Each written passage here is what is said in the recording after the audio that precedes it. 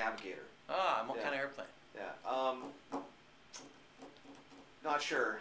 Yeah. He actually died before I was born. He died in Guam. Yeah.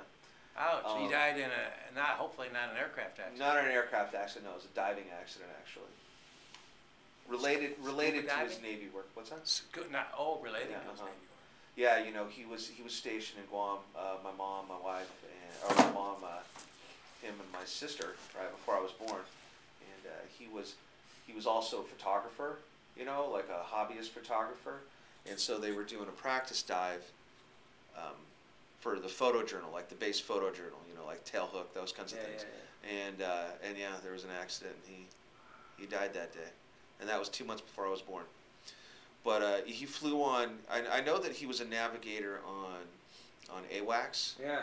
You know, but he also flew two-seaters. I know. I heard stories about him going from, you know, Miramar to the Chocolate Mountains in 8 minutes. Yeah, probably F4s. Yeah, that time frame probably, huh? Yeah. Yeah. Which would be a Phantom, right? Yeah. Yeah. That must have been tough on your mom. Holy mackerel. Yeah, I'm sure it was. She was a San Diego native too, so you know. She was a hero there. Yeah, and so you know, even though I didn't have my father around when I was a kid, I had an idealized version of him, you know, in my mind. All that stuff. And everybody that I've talked to that knew him, you know, said he was a great guy, loved him and all. Wow.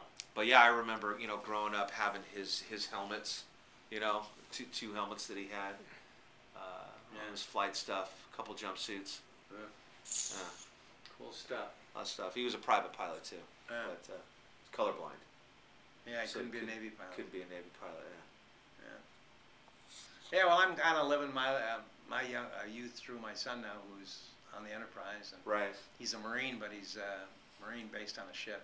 Right. Which is like. And where's the Enterprise out of right now? Right. It's out of Norfolk, and it's steaming up and down the East Coast for another couple of weeks, and then it'll be in port, and then go to the Middle East in March. That's where my dad grew up, was in Norfolk area. Because my granddad was in the Navy.